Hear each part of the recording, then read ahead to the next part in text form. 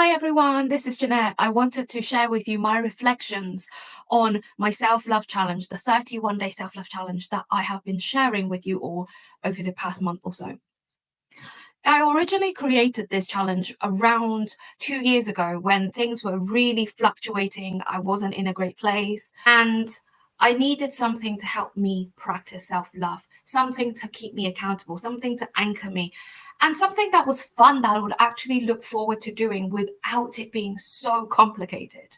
But I didn't come back and do it again until now. So I'm really happy to have had the opportunity to come back and do this and share it all with you live. At the beginning of the journey, I was in a space where I love myself, but I also felt like there was something more that I could do.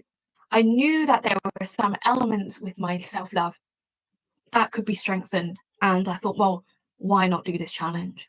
And why not share it with you all live? In between, as some of you may know if you've been following my journey, around day 6, I got stuck by this challenge. I don't know if you can see it. There you go. Smile and say hi to someone you don't know. This challenge is still sitting there on my desk right here as a reminder. When I came across this challenge, I thought, okay, great. I'm going to go to a walking meditation. I'm going to meet people. It's going to be easy. Great. I've got this in the bag. Universe moment. Apart from, we missed it. And we were in Paris at the time. So felt quite lost. That then triggered me, without me realizing even, into don't talk to strangers. It's risky. They're going to judge you. No one wants to say hi to you. You can't even speak English properly, let alone French. And those things came back from my childhood. I didn't realize that that's what it would do to me because I thought that childhood piece was done, but actually it wasn't quite yet. And it was another challenge to help me get to where I am now. The upcoming days, I was still feeling triggered and I didn't do it. I didn't do day 7 or day 8 or day 9. And by the time I got to day 8, I was like, I don't know how to do this. How can I lie? Can I say I did them and I retrospectively record? And I had so many different ways I was trying to work through it, but I didn't want to. It didn't feel right. Throughout this whole challenge, by the way, I've been doing it every single day. They're not pre-recorded. I know you're watching, clips of what I'm doing, but they're not pre-recorded. I'm doing every single one of them on the day that I get it because I wanted to honor you all and I wanted to honor me. It's a 31-day challenge, not a 1 day for 31 days challenge. I got stuck. I felt guilty. But as time passed, I felt more and more guilty. I felt more and more like unworthy because I was like, well, I'm the coach. I'm supposed to be showing up for everyone. When I say, yes, I'm going to do a 31 day, how can I say that I'm not doing a 31 day? How can I skip a day? That's not what people think is consistency. And then it got harder and harder for me. And I wanted to get smaller and smaller and smaller. Procrastination hit me and I was like, maybe I just stop it. Maybe no one's watching. Maybe no one cares. Maybe. All of these thoughts of how can I get creative with this? But it wasn't until I made the decision to come clean with you all that everything, all the pressure lifted. Have you ever been in a situation, and please raise your hand, I know I can see you through the camera. Please raise your hand or nod and say, If you've been in that situation where you allowed other people's perceptions, other people's judgments, other people's thoughts, and what expectations should be, what the outcome should be, take away your power and drive you to do something that is not in integrity with yourself. It makes you inauthentic. Have you ever been in that situation? I know that I'm not alone. The power in claiming what's actually mine. Yes, I procrastinated. Yes, I got scared. Yes, I felt guilty. And yes, I'm coming clean. That action gave me the power way more than ever before. Because at that point, I realized it's actually okay. Because I'm not judging me anymore. I have come clean and I have admitted that I got scared. I got triggered. It's not an excuse. It's real. I'm human. If you decide that you don't like that model, you think 31-day challenge has to be a 31-day challenge and that's it, then that's your point of view. And I'm not disregarding or dismissing your point of view, but I also want to honor my point of view, my version of being in integrity. And authentic means that I didn't do it, so I didn't do it. I'm going to own up to it. I felt guilty. I felt scared. I felt triggered. I'm going to own up to it. Owning up to it to myself and being willing to go, yep, that's me, allowed me to embrace every part of me, even more than before. There's nothing to be scared of. Nothing actually happened to me. Even though my brain was going, oh, this, that, and the other, you're going to lose people, blah, blah, blah.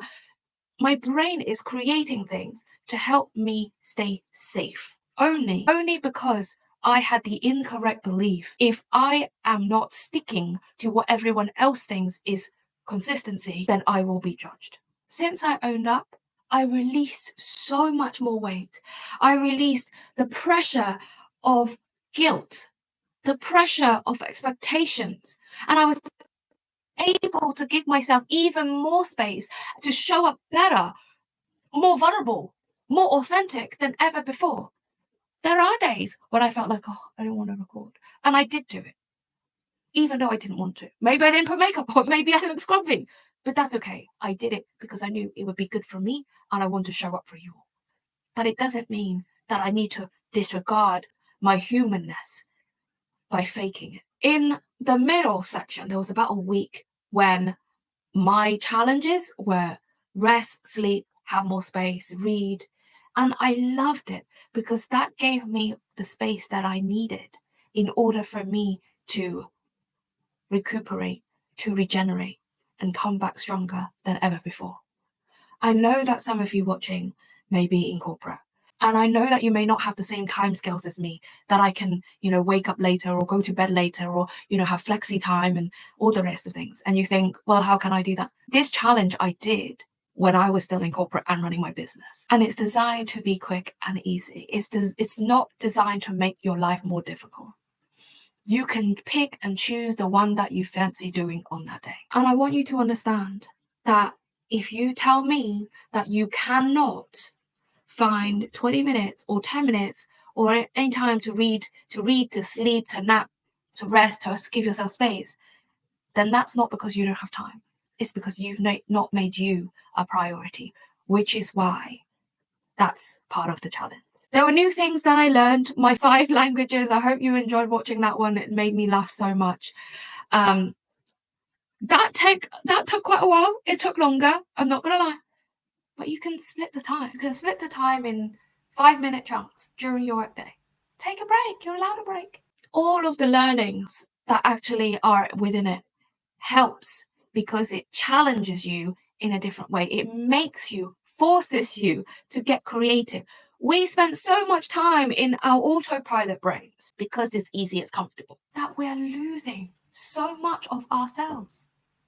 It's a practice. Like, we have to program the brain in the way that we want it to run, not let it run us. How many of you are letting your brain run you rather than you run your brain? Or maybe you're letting your life run you rather than you run your life. Whichever way it is, it's not where you want to be, right? So during this 31-day self-love challenge helped me to have a completely different perspective. It enabled me to capture what's relevant, what's important, what's new, what should be a priority, and that should be me. When you're not your best self, when you are not where you want to be, then you cannot show up as your best self outside. You won't be able to perform as well. You won't be able to show up there as a better partner, as a better colleague, as a better friend, as a better daughter. You can't do that if you haven't filled you up first. This 31 plus days gave me everything I needed in order for me to be more me. And that's the power of consistently practicing self-love. It is a practice. And let me just quickly address consistently. You will notice there are days, well, apart from the days when I got triggered and I stopped, there are days when actually, especially when it's a weekend, I collated everything and did it on a Monday and did the posting on Monday because I want to enjoy my weekend. That's okay. Consistency means giving yourself the accountability and keeping to your promise that you are going to keep showing up no matter how hard things get. No one said that consistency is must every day, like even if you cannot do it. And I don't mean cannot meaning you're just like, feeling lazy. I mean cannot as in you physically, maybe you're ill. Maybe you physically can't do something. Maybe your body is so exhausted, you can't even lift one arm. We get to those days. Or maybe your brain is just so switched off. They're like, I can't even look at anything else. Like, please just let me switch off. You know when you've reached your own limit. You know the difference. Like, be honest. You know when you're procrastinating, when you're being lazy, when you want to just stay in comfort zone rather than feel challenged, versus when you're actually exhausted, when you're overwhelmed, when you just cannot do more. Knowing that allows you to give yourself grace. I didn't do that today, but I'm committed. So I'm coming back to it tomorrow. I didn't do that yesterday. I even didn't do that the day before. But because I want to keep my promise to me, I'm going to come back to it from today. And that's okay. Love yourself through that. We are all human. We all have down days, especially us women. When it's that time of the month, you feel like your emotions might be fluctuating, might be literally like this, and that you struggle. Give yourself the love that you deserve. And now, after my 31 days, actually, it's not 31 days, it's 37 days of my self love challenge, I can tell you that I've never felt so much more peace, so much more joy than I have ever before. I love myself so much that from the moment I wake up, my cup is full, till the moment I go to bed, my cup is still full. Even during the day when there might be some fluctuations, I actually am able to fill it up myself. That's the power of consistently practicing. That's the power of self love. So if you have been on the fence about whether you want to do it or not, please do it. Try it out. Don't just take my word for it. This is my experience, my own reflections. I would love for you to do the 31-day self-love challenge and let me know how you've got on with it.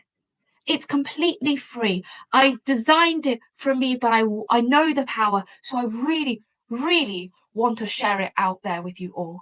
So please take advantage of it. Please give yourself the opportunity to get more love for you and to cultivate that love that you deserve and only you can give you. Because when you love yourself, you no longer need to wait for anyone else to fill up your own cup.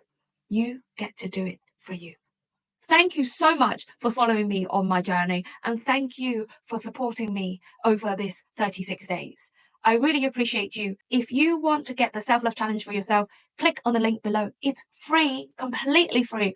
Have some fun with it and let me know how you get on. I'd love to hear from you. And for those of you who want to receive regular updates on how you can reclaim your freedom and find your spark, please make sure you subscribe to my channel. Thanks for watching.